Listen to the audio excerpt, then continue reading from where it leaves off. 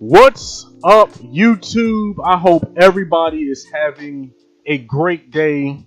Everyone that's listening to me right now on YouTube, Periscope, Twitter, wherever you are, whatever the time is, I hope you are having a wonderful day.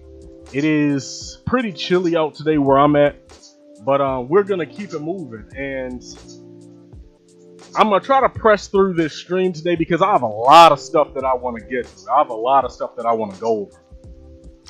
Specifically touching on one issue. The primary issue that I want to speak on today, ladies and gentlemen, is the issue of, as the title of this video suggests, the misguided appeal of black nativism in the age of Trump. And there's a particular reason why I'm making this video today. And anybody who's listening to me right now, if the audio is going in and out, or if the video keeps stopping and starting, let me know. I'm gonna try to do what I can on the fly.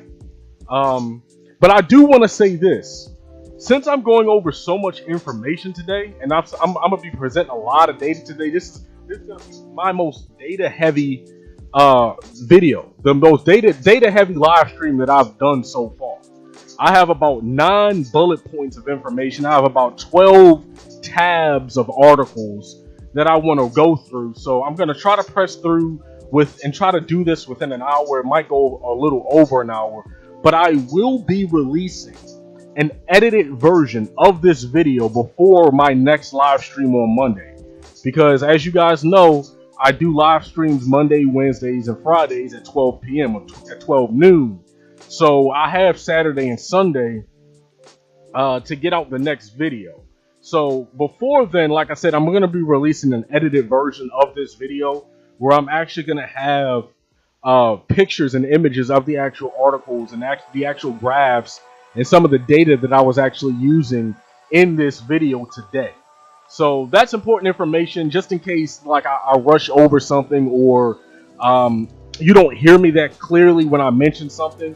Just know that there will be an edited video breaking down, or at least showing some of the articles that I was pulling my ideas from and pulling my information from. So let's get started. And like I said, like this and share it. If you're listening right now, I'm going to keep mentioning that at different points in time during this video, because this is something that more black people, I think, need to be aware of the various angles and various arguments that one can make about the immigration issue as it currently is being talked about right now in this country. So there are a few reasons why I'm making this video. Number one, after that Camila Cabello, it wasn't really a speech, or that statement that she gave at the Grammys about Dreamers Building America, I knew, there would be a certain crowd of people online who would take that video, or a clip of that video from the Grammys. They would take it and run with it. I knew it was going to happen, and lo and behold, it has happened. So I knew that there was going to be a continuation of the dominance of the black nativist logic in this discussion around immigration. I knew that was going to continue to fuel the fans of that flame. Okay, so I knew I was going to have to make this video, and honestly, this issue has been weighing on my soul. It's been weighing on my spirit for a long time now. So this video is really a long time coming, honestly.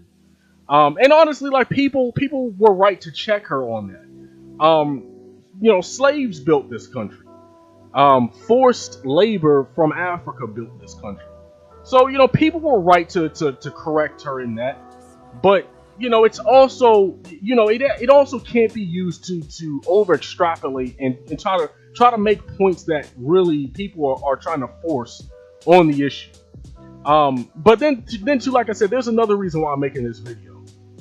And like I said a second ago, it is the domination of nativist rhetoric, okay, within certain black spaces. Not all black commentators, but certainly some black commentators within the alternative media, if you want to call them that, who talked about the immigration issue, I believe, in a misleading and misguided fashion. And I think you have certain people who are really leading the black community, or trying to lead the black community, down the wrong path. Because maybe I shouldn't say the black community, because all black people don't subscribe to this mindset. But these people, a lot of these people have really large followings. So what they say and the positions that they take matter. You know what I'm saying? Because they have the ability to influence tens of thousands of voices online. So, you know, it's important that we have different opinions that are put out there. But then too, lastly, I'm making this video because the whole point of this video is to explain why the black nativist rhetoric, and I'm going to explain in a second what nativism is, but it's to explain why that rhetoric is misguided and lacks context in the online discussion around immigration. And this video serves as a much needed pushback against a lot of generalized assumptions. Okay, a lot of generalized assumptions that people are making that are, in my opinion, you know, you have the right to disagree with me, but in my opinion, are rooted more in emotionalism and less in intellectual data. You know, so now I know some people who have a different approach than I do. Some people do use data, but other people, I've seen videos where people will talk an hour. They'll rant for an entire hour against immigrants, and they won't provide a shred of information. They won't provide a journal. They won't provide an article. It'll just be really just their opinion. And look, some people are cool with that, but I call my website, my blog, Black and Intellectual for a reason. The reason why I ran with the name Black and Intellectual is because I wanted to add an intellectual, a data-driven approach to the arguments that I make. It doesn't mean that every argument that I make will be backed by 10, 20 different articles and 10, 20 different journals. I do have my opinions. Okay, but at least when it comes to topics like this and other topics, like topics in the criminal justice system, topics around climate change, which I haven't talked about enough. That's something else that I want to talk about a lot more. But I'm researching that because I want to research issues before I talk about them. And that's something I've noticed. That's something I feel like a lot of people aren't doing. A lot of people are making videos. A lot of people have large followings, and they can kind of get online and just rant for 2-3 hours. And the people who follow them and the people who subscribe to them are cool with that. And I want to have a different approach. I want to have at least when you're listening to something that I say, you know that I'm not just pulling my opinions out of my butt. You know what I'm saying? You know that I'm not just giving you anecdotal, generalized beliefs about a particular issue that affects millions of people.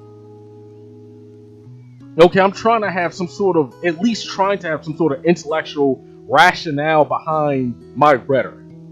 Okay, so that's why I call my blog, you know, Black and Intellectual. That's why I call, you know, my little platform. It's not a big platform, but my little thing that I have going on here. That's why I call it Black and Intellectual. So just so you know. So what is nativism? First, we really have to define the meaning of this term, because I'm going to be using the phrase black nativist and black nativism and black nativist rhetoric and black nativist ideology. I'm going to be using that a lot throughout this video. Okay, so it's important that we properly define what this is and what exactly I'm talking about so that we aren't lost in this discussion. So, in the edited video that I will release about this, you will see the actual article that I'm referring to.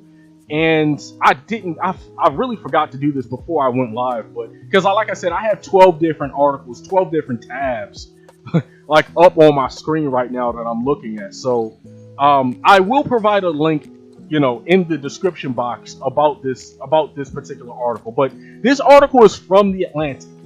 Okay, theatlantic.com. And you can go to Google if you want to follow along. Just type in The Atlantic, and the title of the article is "What is a Nativist? And is Donald Trump one of them?" And the article is from April 11th, 2017. So, it came out last year. So I'm gonna read a few paragraphs of this article just to sort of lay an ideological foundation down for you guys. So to understand the ideas shaping the Trump administration, the political scientist Cass Mudd, and I might be pronouncing his last name, but I'm rolling with that, once told me you have to understand populism, authoritarianism, and nativism because Donald Trump, quote, fires on all three cylinders, end quote.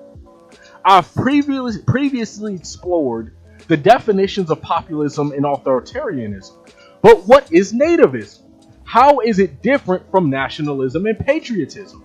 Words that the alleged nativists themselves typically use to describe their ideology.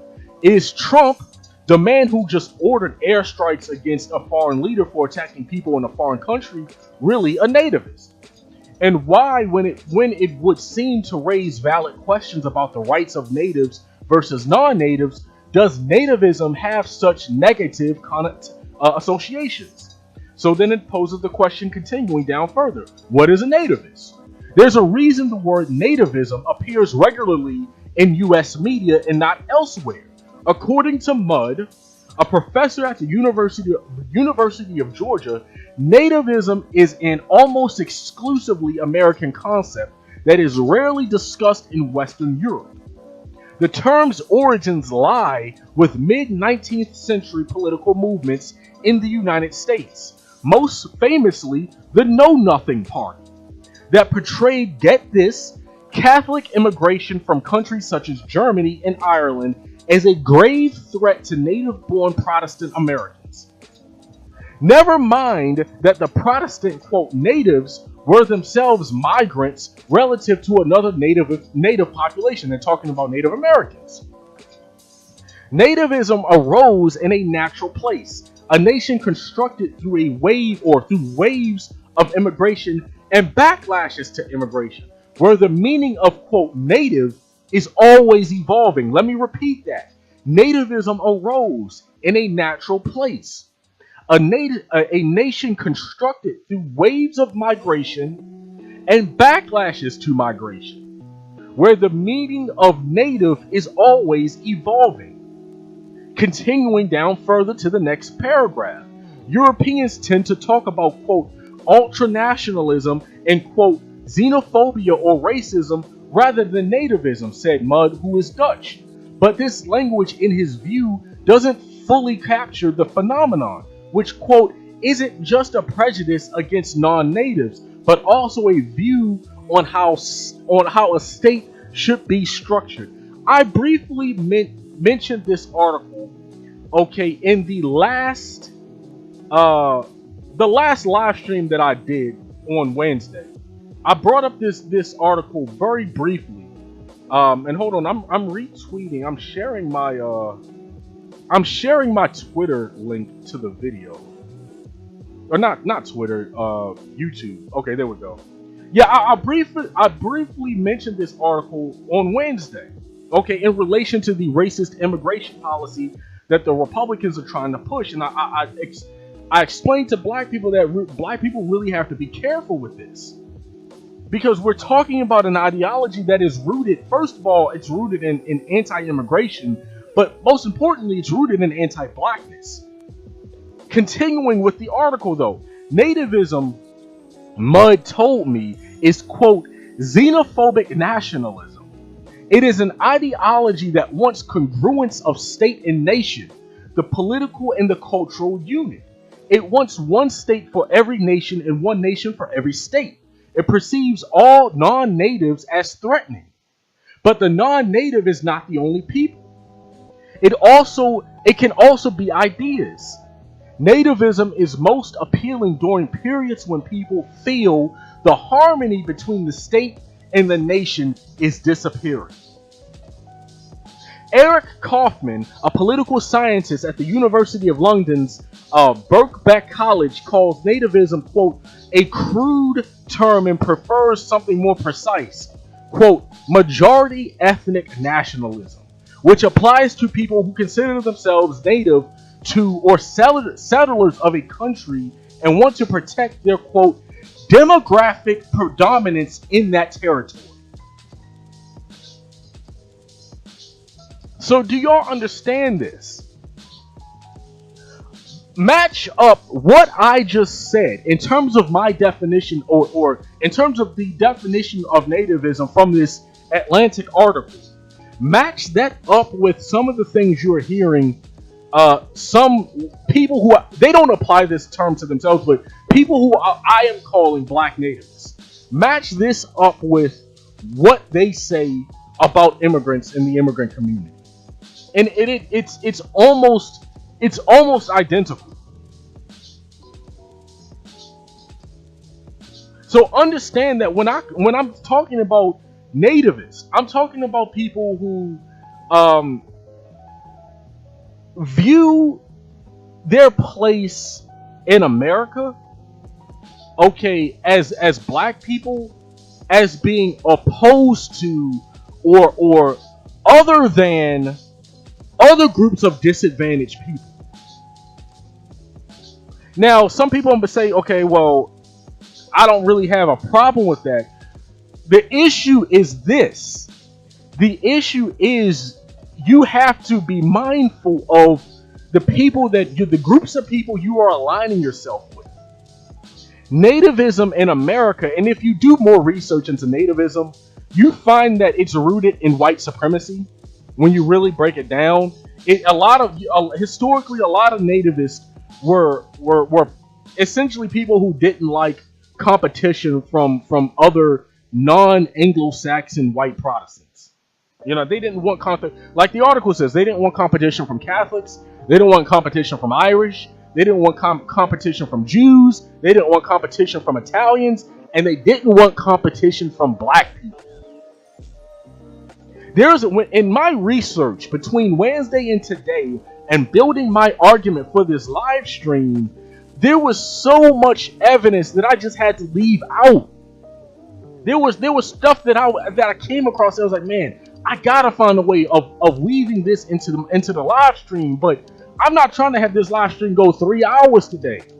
Some people can do that. Some people get on YouTube and live stream 3, 4, 5, 6 hours. I can't do that. Like, I have other things to do, and I know y'all have other things to do. Most people aren't gonna sit down and listen to me rant or talk about anything for 3 hours. You know what I'm saying? So I had to cut out certain pieces of information.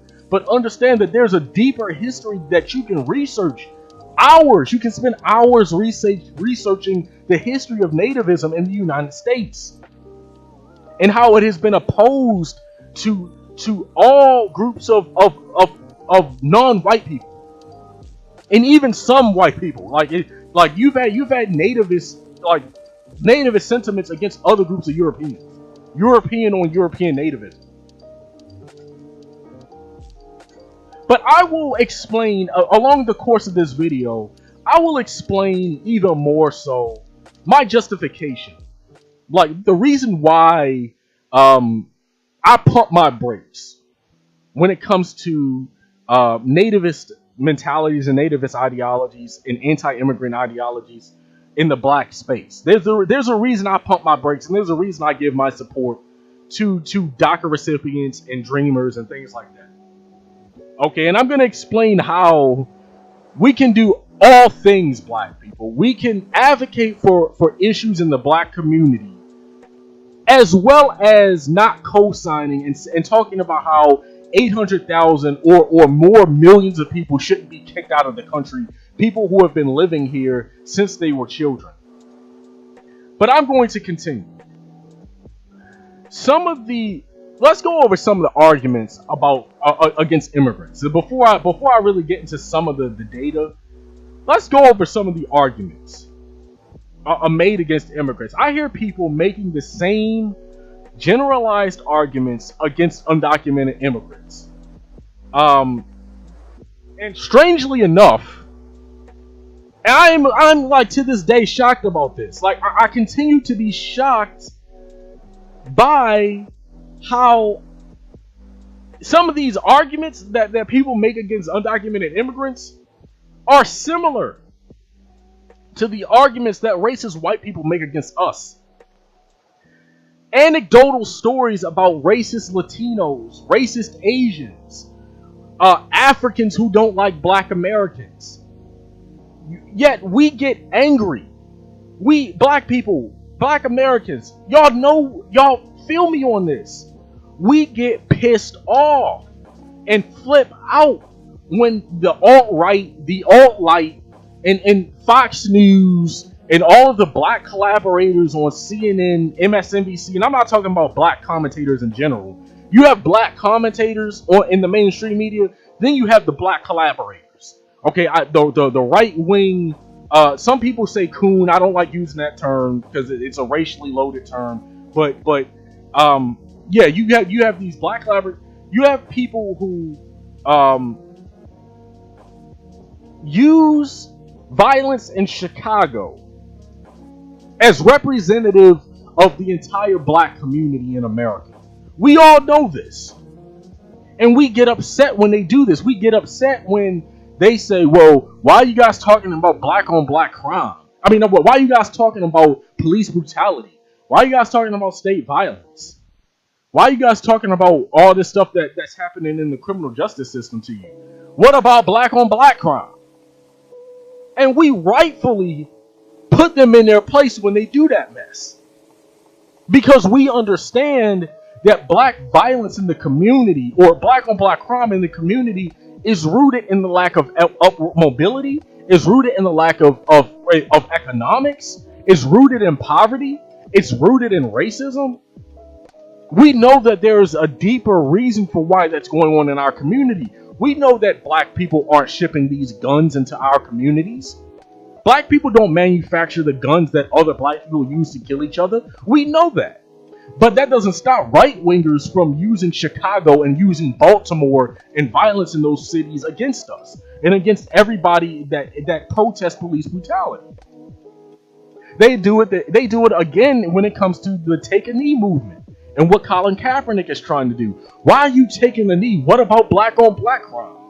Why don't you take a knee for black violence? So we shouldn't, in turn, use anecdotal stories about racist Latinos, racist Asians, and Africans who don't like black Americans to generalize about the entire group. And I see that way too often online. We don't like it when people do that to us, so we shouldn't do it about other groups of people. Are there racist people in other groups, in other communities? Yes. I dare not deny that. You will never hear me say that there aren't racist people in other communities, in non-white communities. There are. You know why? Y'all already know the answer to this. Because you guys are smart. Like I said before, anybody who listens to me already knows stuff. I don't have unintellectual people who listen to me. People who listen to me and people who watch my videos, y'all are already hip to data and y'all already hip to information. That's why I like talking about this. That's why I like making these videos, because I like discussing things with people who are already in the know. People who are already quote unquote woke. You have, and I've mentioned this before, you have anti-blackness. Yes, you have racism in the Latino community. You have racism in the Asian community. You have Latinos and Asians in their own countries, in their respective countries, who still wear blackface. You have, in African communities, skin bleaching is huge in certain African countries. We know this. Certain Caribbean countries, skin bleaching is huge. But guess what, black folks? We all know this. There is anti-blackness in the black community. It's called colorism. And it's even honestly just called selling out. You have black people who don't like you have black Americans who don't like other black Americans. And the first chance they get to run away from the hood, the first chance they get to run away from the community, they are gone. They're like Speedy Gonzalez. They are out of here. They are out of the community. So yes, you have racism in immigrant communities, but that doesn't mean everybody who's an immigrant is racist against black people. And most importantly, anti-blackness is a global phenomenon. There are very few countries you can go to. There are only a handful of countries you can really go to where you won't find anti-blackness. If there are a lot of black people in a particular country, and there are a lot of white people in that country too, I guarantee you there is going to be a caste system where those white people, whether they are a majority or a minority, are going to be at the top, and the black people are going to be at the bottom. Because that has been the colonial dynamic. That has been the capitalistic dynamic for over 100 years now, since slavery and since colonial imperialism. Anti-blackness is everywhere. So because of that, does that mean that we're not going to associate with anybody? We're just going to say F everybody because of anti-blackness in certain communities? No, that doesn't make any sense. So I'm a digress on that because I'm 30 minutes in now and I want to continue. I have 9 things that I want to get over. It's 9 things that I want to talk about. So then too, another argument that you hear made against immigrants. You hear a lot of people say, in America, we're fighting over resources and our resources are limited. I've heard this on Facebook. I've heard this on Twitter. I've heard this on YouTube. I hear this all over the place. So we shouldn't speak on immigrant issues because that's putting us in a weak position. Here's the thing. Undocumented immigrants don't even have access to many government programs that black Americans have access to. A lot of people who are making this argument that undocumented immigrants are somehow taking something from black people, they kind of just gloss over this. There are entire programs that undocumented immigrants can't even touch. Yet in a lot of cases, they are actually paying taxes into these programs. They're paying taxes into programs that they can't even access. I'll touch on this later because that's a whole bullet point. There's a whole bullet point right there, but I'm gonna touch on that. Later on in this video. So here's the thing: a majority of Latinos, if you look at polling data, okay, and like I said, I'll show this in the video with the edited video that I make about this. But if you look at polling data on a number of different topics, a number of different questions, and I see this consistently, a majority of Latinos actually support our cause on a number of issues. Maybe they don't support it as much as we do, as they don't like, so their numbers aren't as strong or as high as black people. But we shouldn't expect that. We shouldn't expect them to be as passionate about our issues as we are, because they're issues that affect us more than they affect them. But a lot of the polling data will show you Latinos are not nearly as antagonistic towards our issues as a lot of people in white society. So where you might have a lot of conservative white folks, a lot of right-wing white folks who are completely antagonistic to our issues. Whereas usually with Latinos, it's usually like a 50-50 split. And it might be a little over 50, it might be 60, depending on when the poll was taken, depending on how the question is asked. But they're usually a lot better on our issues than a lot of white Americans. But check this out. A University of Chicago poll shows 51% of Latinos said they consider the killing of black people by police part of a larger pattern rather than isolated, versus 40% of whites. Now, of course, our numbers were the highest, to be expected. That's not strange. That's not like somehow abnormal.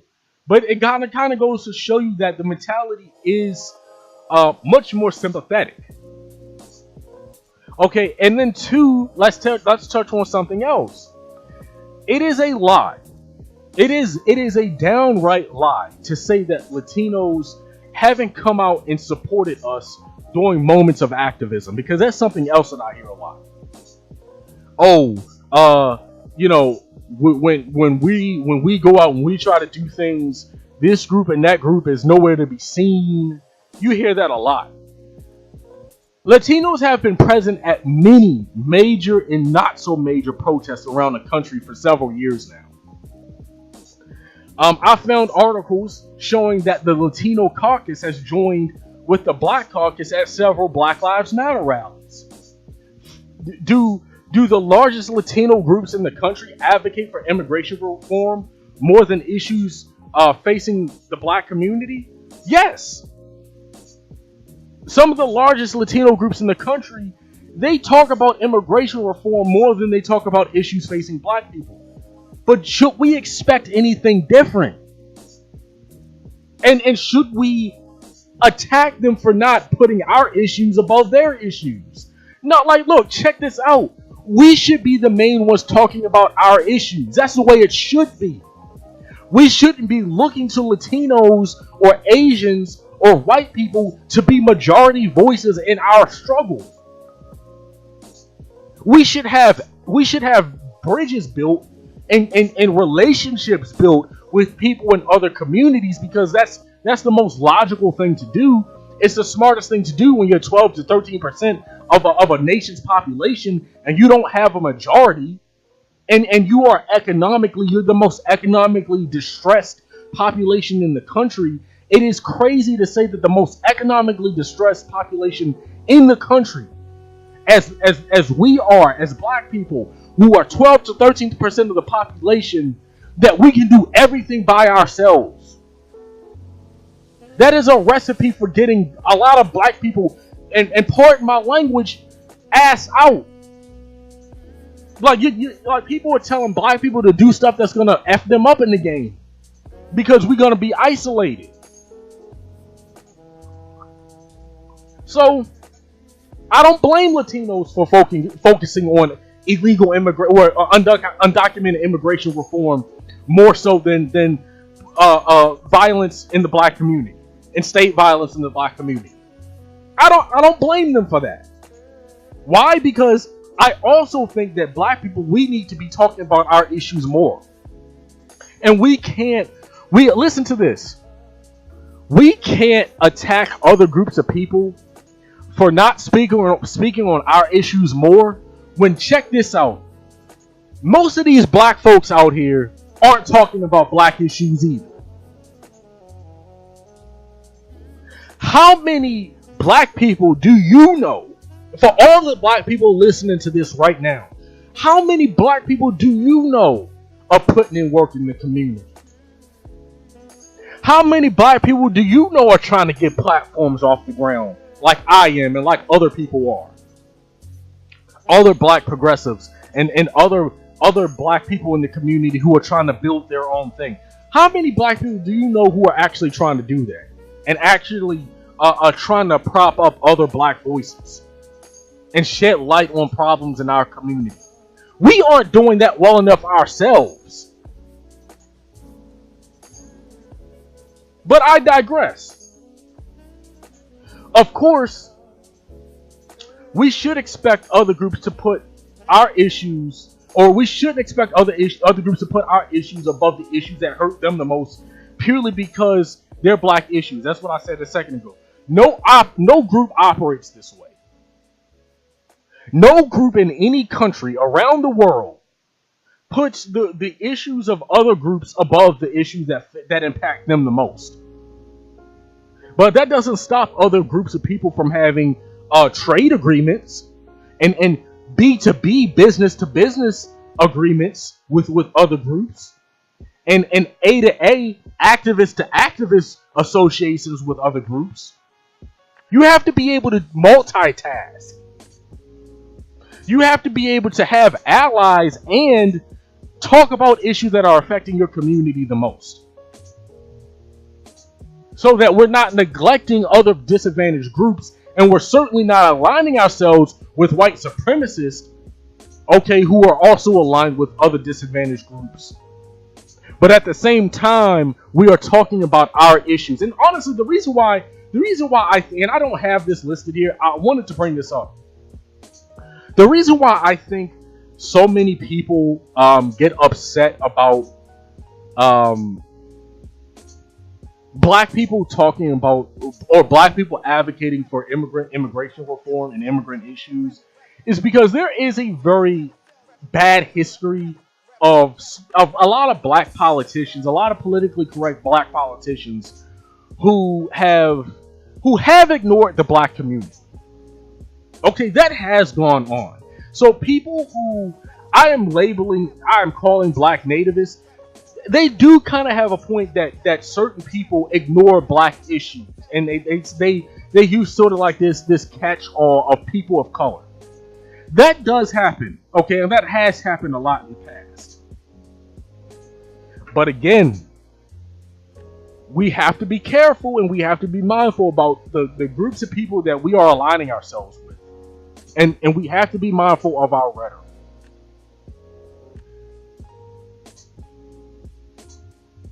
We can stand with DACA recipients in their moment of need and say, no, we don't support 800,000 DACA recipients being kicked out of the country. We can do that and advocate. We can do that on one weekend, and then the next weekend, we can advocate for black empowerment. There's nothing stopping us from doing both. So just be careful, black people who are listening to this, and other people who might be listening to this too. Be careful about black and white arguments. And I'm not talking about race when I say that. I'm saying when I say be careful about black and white arguments, be careful about people who say there's only one way to do things, where you either have to do one thing or you have to do something else.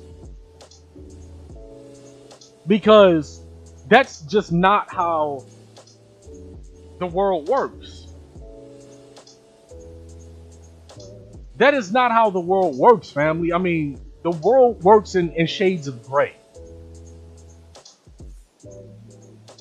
So let me continue. Here's the big thing. The big thing that people ignore the most. And I can see now, I'm going to go over an hour. I can see that already. But the big thing that people ignore the most when it comes to immigration, undocumented immigration, people ignore the root cause. People only want to talk about, oh, they're taking our jobs, they're taking our resources, they're taking something from us. Very few people are talking about what caused all of this. Because if they do, then they'll have to say that the problem isn't really the immigrants. The problem are the capitalists, the capitalist plutocrats and the capitalist politicians, the corporations who exploit cheap labor. Okay, and the problem is with some things like NAFTA. So let's get into it. Free trade deals like NAFTA, the North Atlantic Free Trade Agreement, and the drug war. NAFTA and the drug war have had a major impact on illegal immigration and undocumented immigration. Nobody talks about this. And I think it's important to lay the groundwork of how our fight isn't really with undocumented immigrants. Our fight is really with crony capitalist politicians and corporate America. You don't often hear about this side of the immigration debate because the people pushing the argument the most, like I said, are kind of nativist.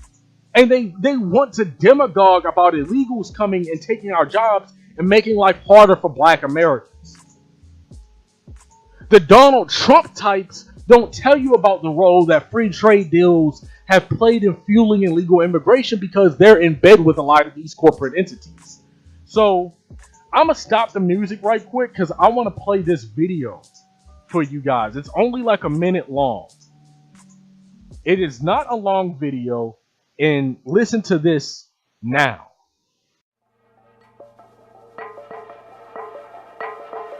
We have made a decision now that will permit us to create an economic order in the world that will promote more growth, more equality, better preservation of the environment, and a greater possibility of world peace. The initiation of NAFTA in 1994, pushed under the guise of a free trade partnership with Mexico that would bolster the economy and curb immigration, did just the opposite. Heavily subsidized U.S. crops flooding in drove production down and consumer prices up. New corporations dominating the market collapsed small businesses across the country. Sweatshop labor surged. 28,000 small and medium-sized Mexican businesses were destroyed in NAFTA's first 4 years.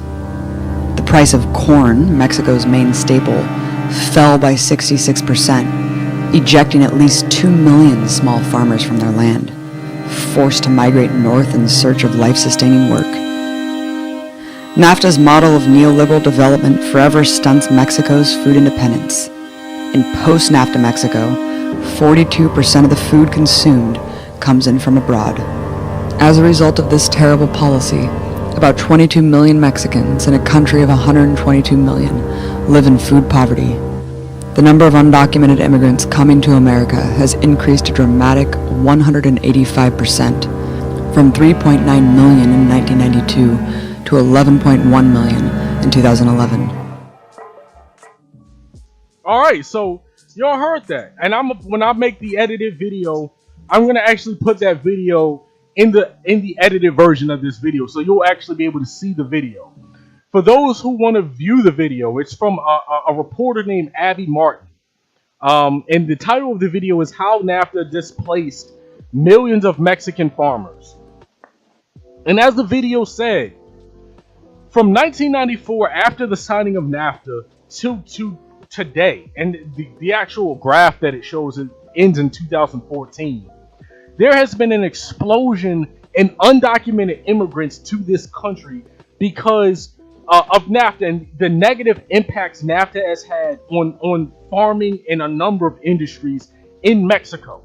That's why the vast majority of undocumented immigrants in the United States come from Mexico. Okay, and that's a direct impact on that's a direct role that NAFTA has played on the illegal immigration issue in this country. Okay, then there's an article that I want you guys to read from The Nation. It's called "How U.S. Policies Fueled Mexico's Great Migration."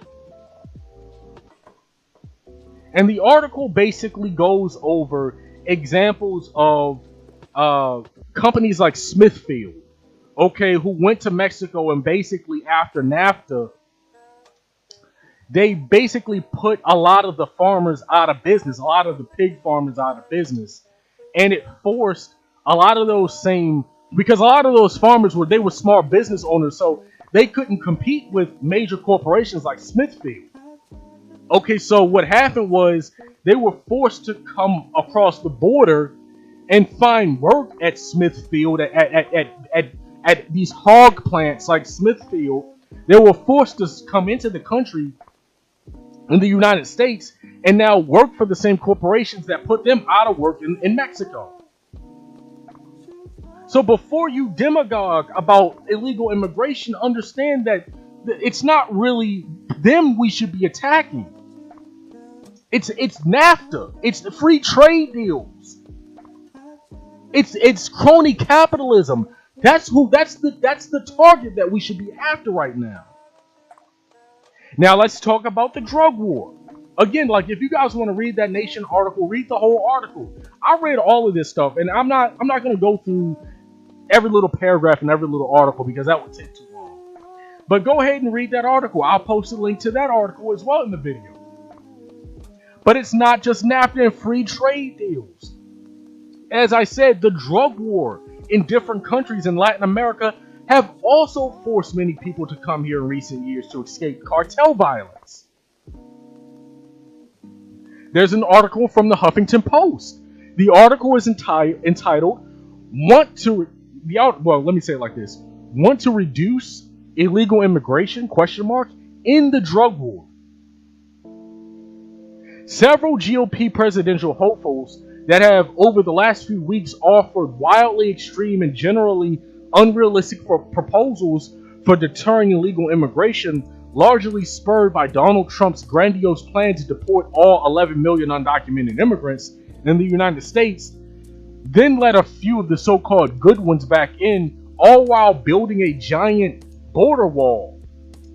Other ideas Republican primary candidates have pondered lately include eliminating birthright citizenship. Okay, while these ideas might energize the GOP's conservative base, they wouldn't do much to deter legal immigration for one simple reason. All of these propositions rest on the false assumption that most undocumented immigrants are crossing into the United States primarily to look for a better life and a high-paying job. Okay, so this notion that all undocumented immigrants are coming here purely just to take U.S. jobs and purely just to take American jobs, that's a bunch of baloney. Anyone who speaks to undocumented immigrants regularly knows that they invariably view the dangerous and expensive trip into the U.S. as a last resort, usually because something went horribly wrong at home, not because of dreams of having a child who is a U.S. citizen. So this whole idea that all these undocumented, this is a Trump thing, all of these undocumented immigrants are coming here and they're doing like this whole chain migration thing because they're trying to get like this cheap backdoor way to come in and screw over Americans. That's a bunch of BS. Most of them probably don't even want to be here like that. Continuing the article, most of those who have crossed the southern border illegally over the last few years are not looking for work. Surprise! In my Dave Chappelle voice. They're fleeing violence in their home countries of Mexico, El Salvador, Guatemala, or Honduras. All four of these countries have experienced a sharp rise in drug-related violence, which is frequently deadly over the last decade. In Mexico, for example, by his successor, Enrique Peña Nieto, it's saying that Nieto has cost more than 100,000 lives, according to some estimates. They're talking about the drug war. For the last 5 years, Mexico, El Salvador, Guatemala, and Honduras have topped the list of countries from which the United States receives the most asylum applications, and in the last year alone, the number totaled nearly 120,000 people. Okay, so these are the same people that Trump is targeting with the TPS, the TPS, the temporary protection status reneging that he's doing and cutting back on TPS protections. He's going after people who are here to escape drug cartels in damn near war-torn countries or war-torn regions in countries. And if you read later on in the article, you find that a lot of this is being driven by drug cartels, like I said, and a lot of these drug cartels are so powerful because of the drug war. And the drug war has forced drug cartels to go underground, and it has made drug cartels more powerful. So the drug war is directly impacting undocumented immigration, along with free trade deals like NAFTA. So before you demagogue about illegal immigrants, before you demagogue about undocumented immigrants, understand why they're here first. Understand that we have to properly place our anger and our outrage in the right area. If we're outraged about anything, be outraged about the politicians who pass these laws. Be outraged about the politicians who pass free trade deals like NAFTA. Don't take your anger out on the most powerless people in the equation. the undocumented immigrants who have very little, if no representation in this country. So, let me continue. Let's talk about the list of jobs that undocumented immigrants hold the most. Okay, so the next few articles that I'm going to pull from are articles from MarketWatch.com, articles from PewHispanic.org, articles from this website called Black Demographics, where it has demographics of the percentage of black people who live in certain states. Because what I'm about to do is I'm about to show you the jobs that undocumented immigrants have mostly, the states that they primarily are in, versus the states that black people are in primarily. Okay, and how a lot of these jobs are in fields that really black people were not even really checking for like that. And I'm going to show you why we shouldn't be tripping about them being dominant in these fields anyway. Okay, and there's another article from the Washington Post that I'm about to go over. So let's break it down. Half of all DACA recipients live in 2 states. Okay, California and Texas. 2 states where black people make up 7% and 12% of the population respectively. Let me repeat that. Half of all DACA recipients live in states where the black population isn't even that large. 7% of black people living in, or California only has a black population of 7%. The black population in California is in the single digits. And in Texas, the black population is close to being in single digits. It's 12%. The black population in Texas it mirrors sort of the black population in the entire country.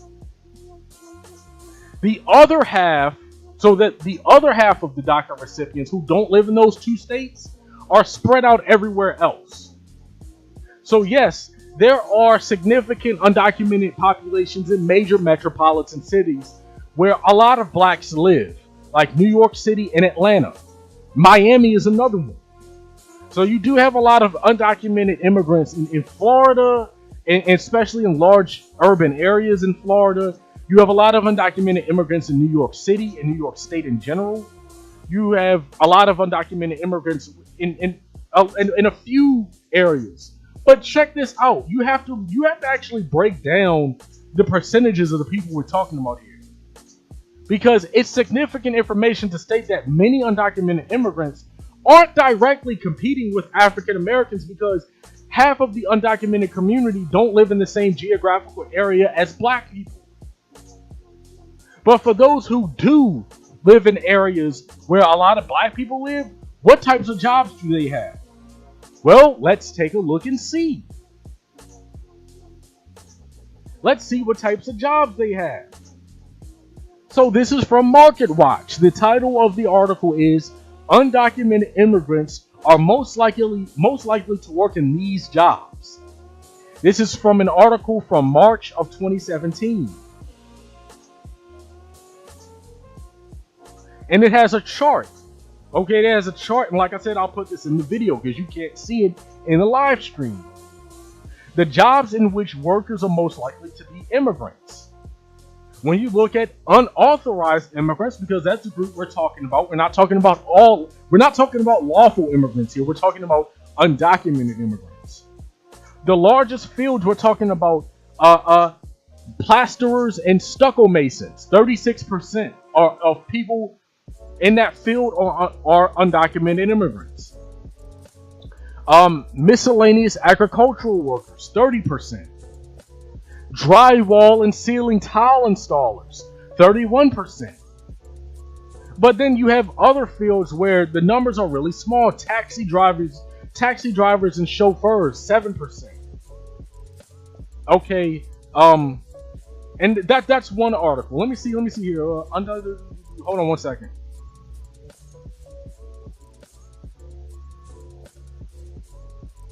So the article from MarketWatch basically goes over how a lot of the people in these fields make less than you're supposed to actually be paid for in these fields. Because that's the thing. A lot of employees, a lot of employers who are employing undocumented immigrants are doing so specifically so they can pay them less.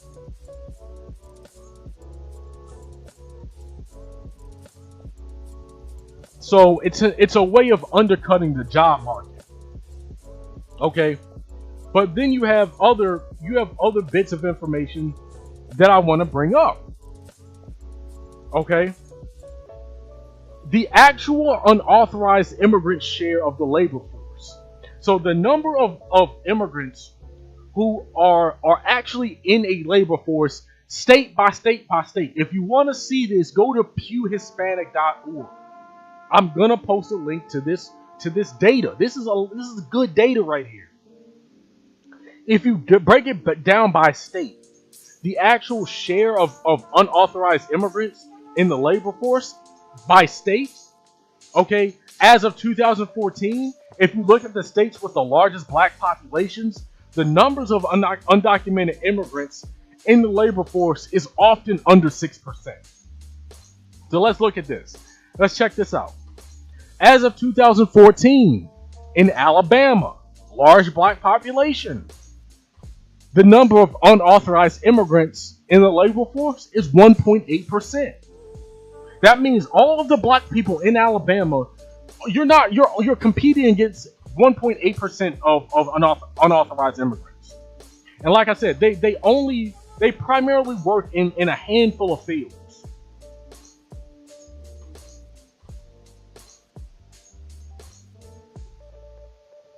Okay, some of the other fields that they work in. This is from CNN Money. Okay, a lot of undocumented immigrants, personal appearance workers. That's 12% of the people in that field are undocumented. Sewing machine operators, 23% are undocumented. I mentioned a second ago, agricultural workers, 30%. Maids and housekeeping cleaners, that's a big one, 24%.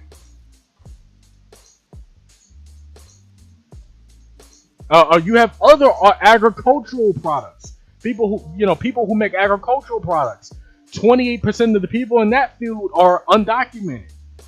But look at the states, though. Let's look at another state. Let's look at the big one, the one where you have a lot of black people in New York. If you go to blackdemographics.org, the estimated black population is largest in New York. Well, not largest.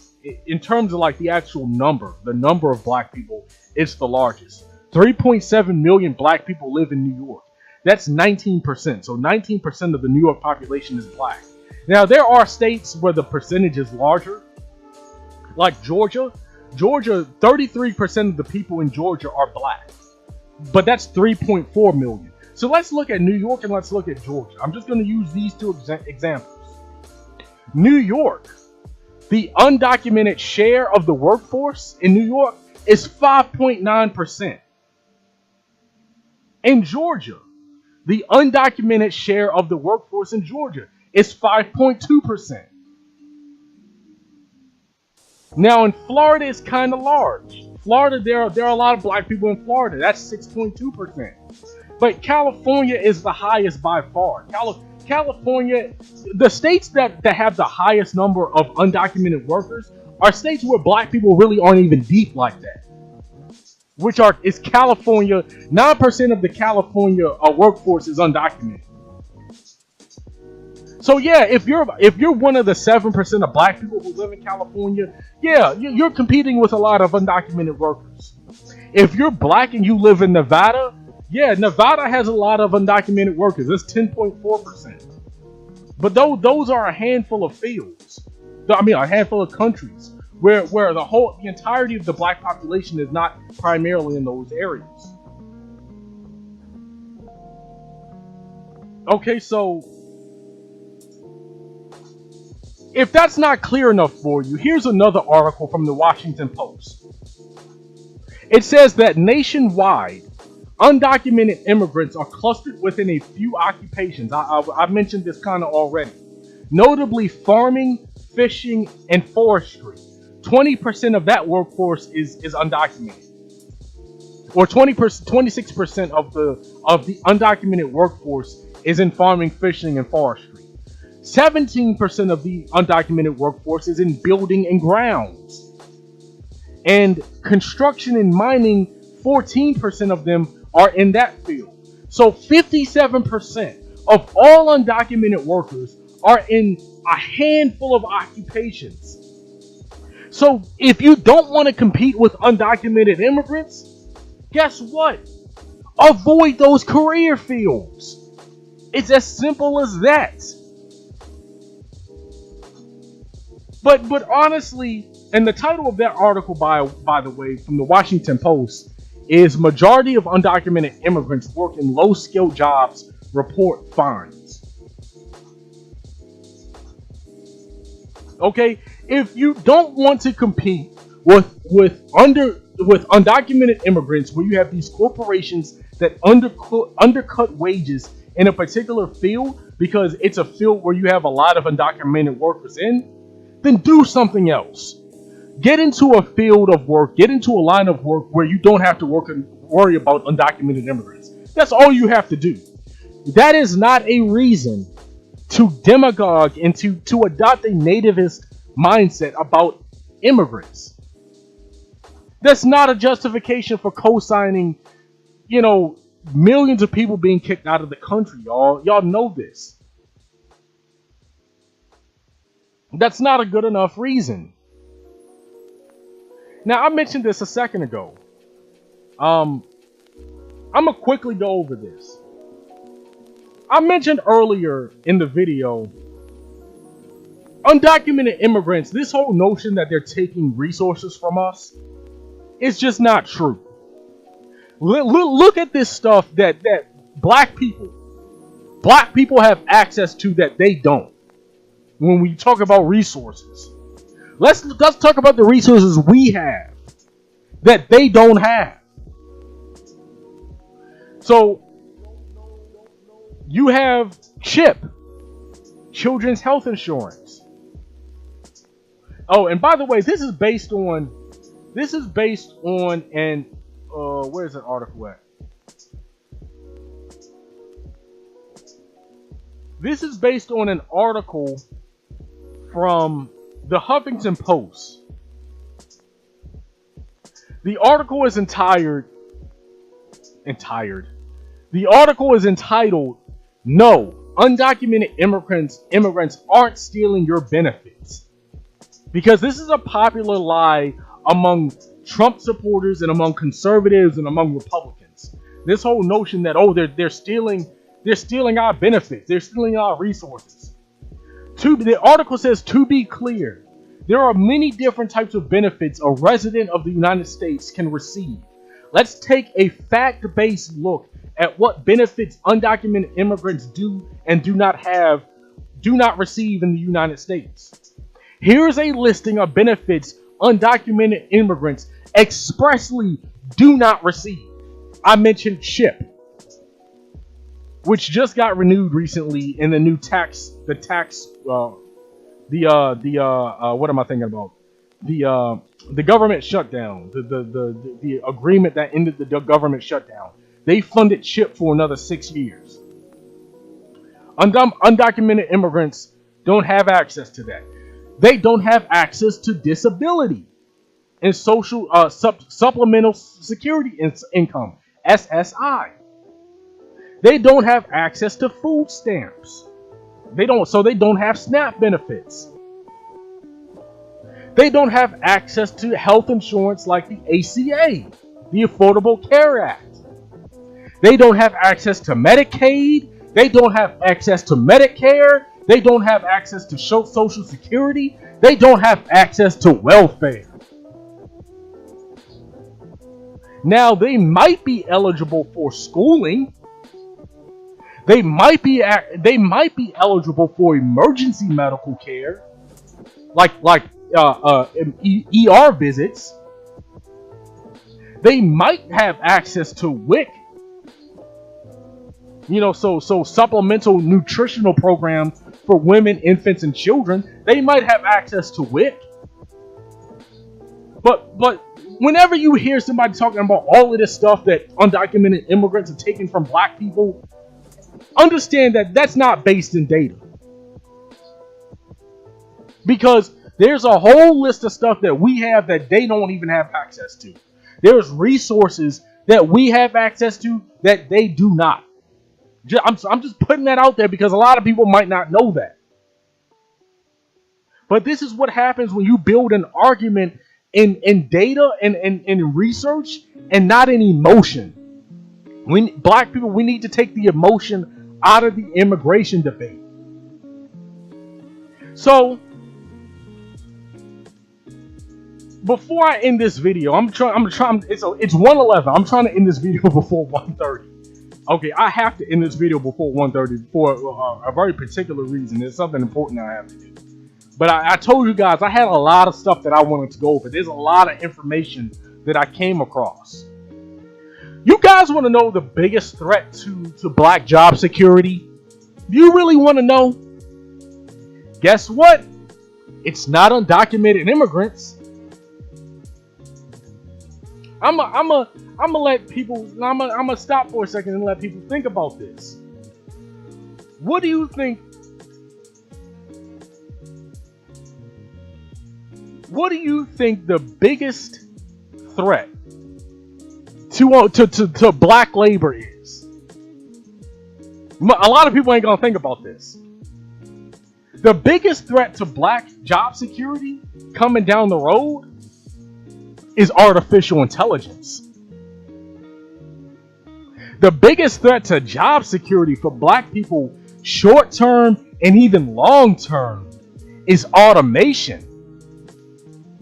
It's gonna be robots taking your job. It's gonna be the damn Terminator and damn Skynet taking your job. Not Jose, not Enrique, not Felipe, not Hernandez. It's gonna be the T-1000 taking your job. It's gonna be, I'll be back. I'm joking. I'm joking. It's not really gonna be Terminators. I'm joking when I'm joking on what I'm saying. That it's not gonna be Terminators. It's not gonna be Skynet, but it will be automation. An article from MarketWatch from December 4th of 2017 says automation could impact 375 million jobs by 2030.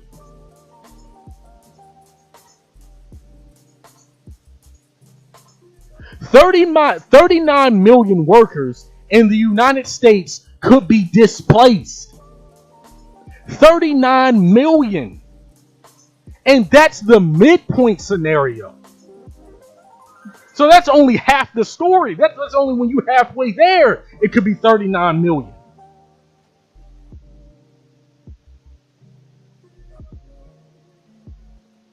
I'm going to read some of the article.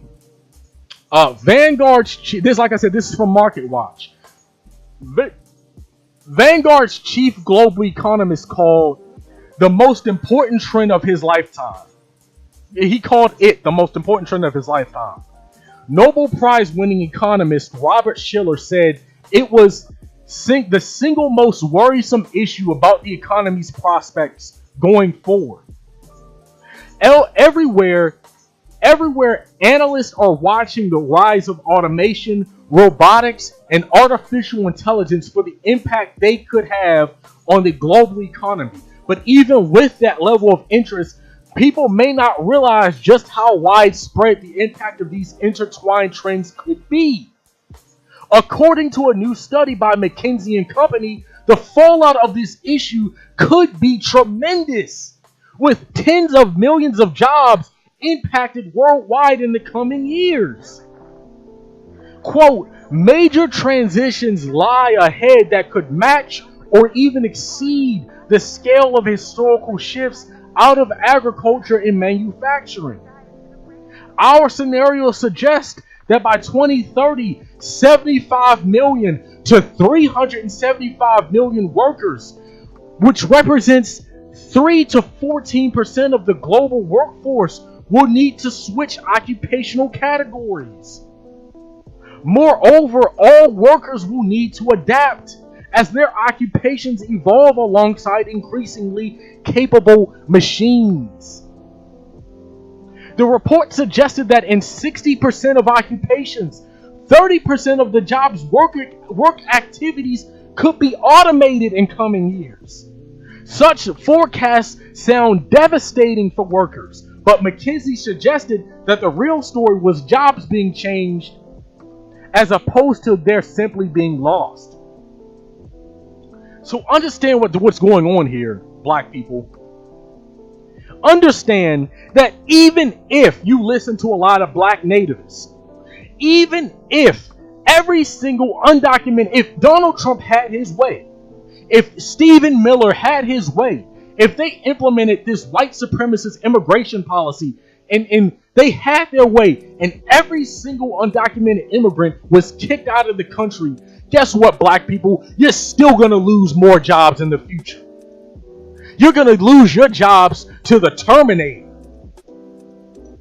That's who's going to take your job. You could have your way. You could say, okay, yeah, I'm gonna co-sign what's going on right now with the Trump administration. I'm gonna get behind building the wall, which, as I don't know why any black person would co-sign that, but I'm gonna get behind the building of the wall. I'm gonna get behind all this stuff because I want all of these immigrants out of the country. I don't want more immigrants coming into the country because I'm losing jobs. I'm losing resources. Guess what? That's still going to happen anyway. So fear mongering and demagoguing about the immigration issue in the long run is not even gonna help us. Black nativism is not going to help us, especially if you are taking especially if you're black and you're taking an antagonistic approach to other black people and Africans and Haitians. I don't know how you can consider yourself pro-black and you low-key are co-signing Haitians being kicked out of the country. But people want to talk about the Haitian Revolution. They want to talk about the Haitian Revolution in one voice, in one vein, and then be silent about what's going on to Haitians and what's being said about Haitians by this administration. That's not fair, black people. That's not right. And that's kind of hypocritical. And this is just one, like I said, you can go to Google right now and find a ton of articles about automation. There are lots of articles about that. Okay, but I want to continue. Like I said, I gotta be done by 1:30. It's 1:18. Like, I'm running out of time. I'm ranting right now, like, because I'm really getting into this. I only have 2 bullet points left. What? And this is to the black nativists. What are you really suggesting? Like honestly, like once we get past all of the emotion, all of the they're not in it with us, they don't support us, they're taking our jobs. What are we really talking about at the end of the day? I said this already in the video. Too much of this discussion is not based in data, it's based in emotion. There are a lot of people making emotional arguments. I've laid out to you that they're not in jobs, mostly that they're in a handful of jobs. So we're not really losing that much. I mean, yeah, if you're a black person that lives in a state where there are a lot of undocumented immigrants and you're trying to get into one of the fields where they are dominant, yes, you're losing out. And there is an economic argument to be made there. So if you're a black Mason, and I'm not talking about the fraternity, I'm not talking about Freemasons, I'm talking about Masons, like people who work with bricks. Okay, if you're a black Mason and you live in California or you live in Nevada or you live in Florida, yeah, you're competing with undocumented immigrants. And I feel for you.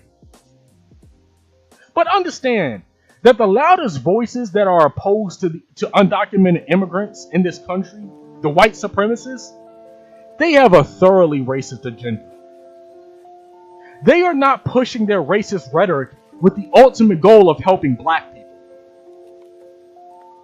So why are all these so-called anti-racists in the black space pushing a nativist mindset that makes them parallel with white supremacy? That's a question we all need to be asking ourselves. And really, honestly, don't assume that everything I say is correct. Do the research yourselves. I don't want anybody listening to me and assuming anything that I'm saying is correct. Fact check me.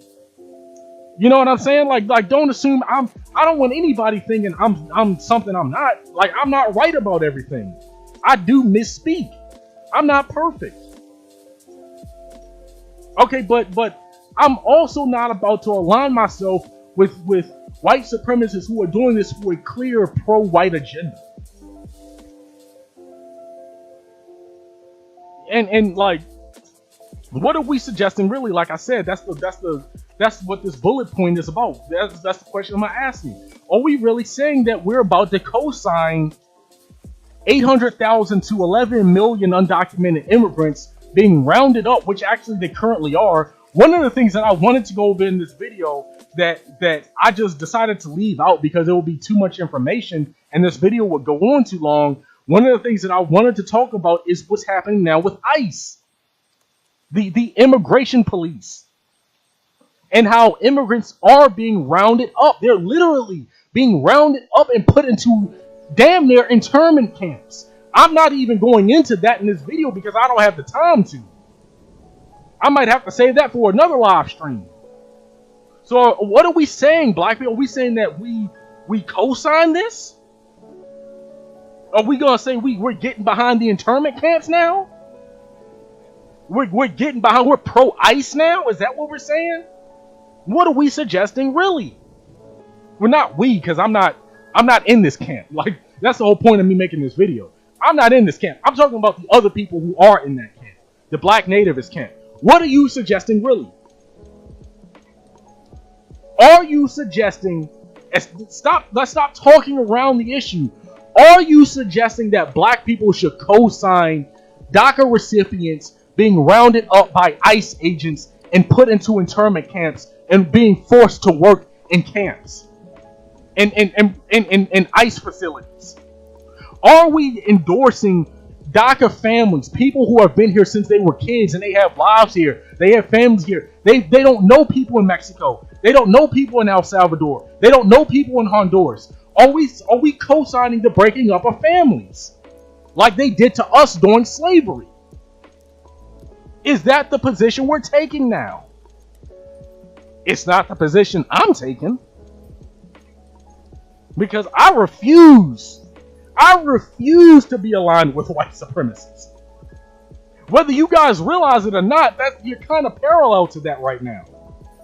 Nativism, I said in the beginning of this video, you can rewatch the video after I post it, or you can wait for the edited video to come out. Nativism is a lot of that is rooted in white supremacy, y'all. If you do the history, they used to and do y'all know in the 10s and 20s, they used to lynch black people because they thought black people were aligning with immigrants from other communities, white immigrants from other communities, because there were black people who were getting up with white union people, and you had a coalition of white people and black people who were trying to get into unions, and they were, socialism was really big in this era, and anarchism was really big in this era, and you had a lot of immigrants white immigrants who were in those fields too with black people, with black Americans. Black people got lynched over that. You had white nativists lynching black people because of black people allying with white immigrants for better representation in the workforce. Look it up. Again, that's something else that I'm kind of just mentioning in passing. That's historical data that I came across when I was doing research for this video. I'm not going to elaborate on it, though. I'm going to let you guys do that research on that. So here's the last bullet point. I have 5 minutes left. What is really the solution? The solution is this. Black people, make yourself competitive. understand that nothing will be given to us. The only thing that should be given to us, black people, is reparations, or our reparations. Because we are owed reparations. But in this current political climate, that ain't happening. Reparations is not happening right now. And it's not happening in the foreseeable future. Now, we should continue to make that argument because it's an ironclad argument and it's a strong argument, and I don't believe there are really many arguments against it. No good arguments anyway. But that's really the only thing that should be given to us.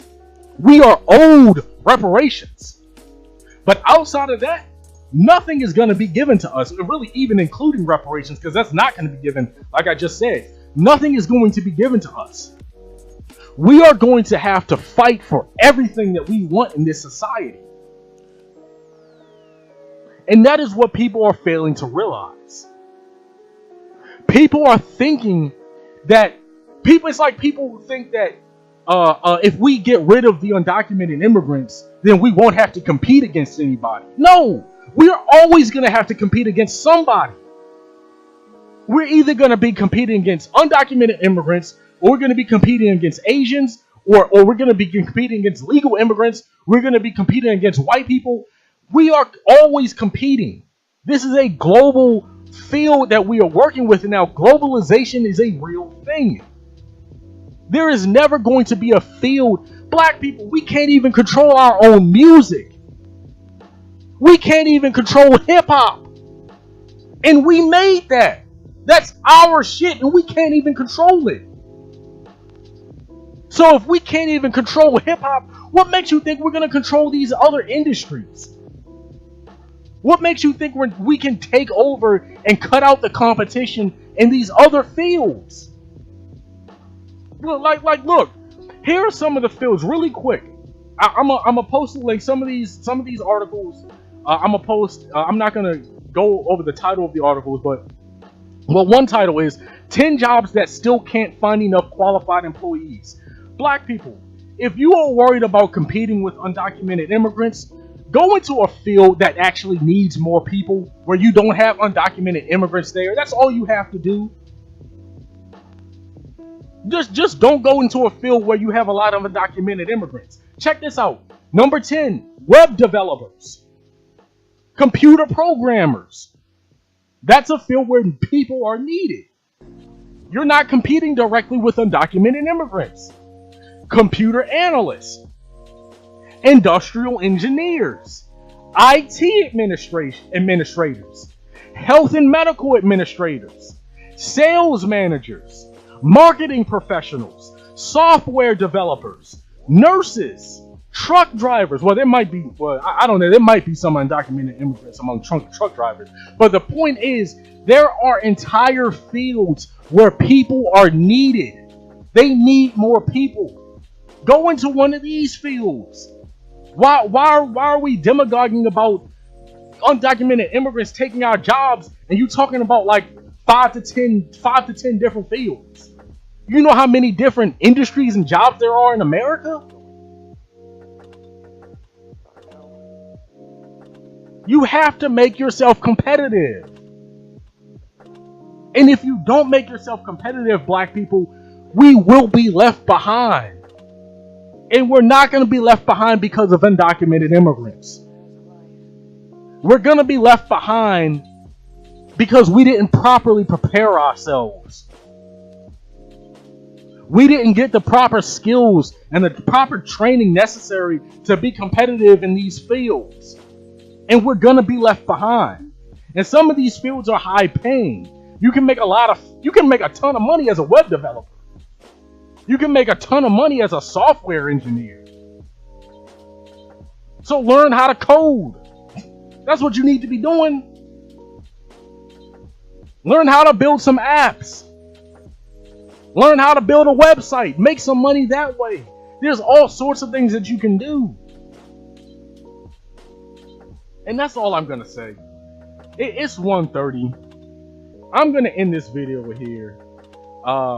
Follow me on Twitter @_Black Intellect. Follow me on YouTube, Black and Intellectual on YouTube. please like this video. Please share this video because we need to get other voices out there in this debate. There's more than one side to this argument. And I'm providing a piece of that, a small little piece of the other side to this debate, other side to this argument. Be on the lookout between now and Monday for the edited video that I will be posting on my YouTube channel, breaking down all of the articles that I talked about in this video. And most importantly, follow me at www.blackintellectual.com. That is my blog. That is where all of my writings are. Okay, so black people, stay safe, stay strong, stay competitive, and let us move forward together. And let us understand that we don't have to demagogue. We don't have to be nativists and push other people away to get what we want out of this country. That's the main thing that's the main point that I wanted to make in this video. So I will talk to you guys on Monday, 12 p.m. noon. I will see you later.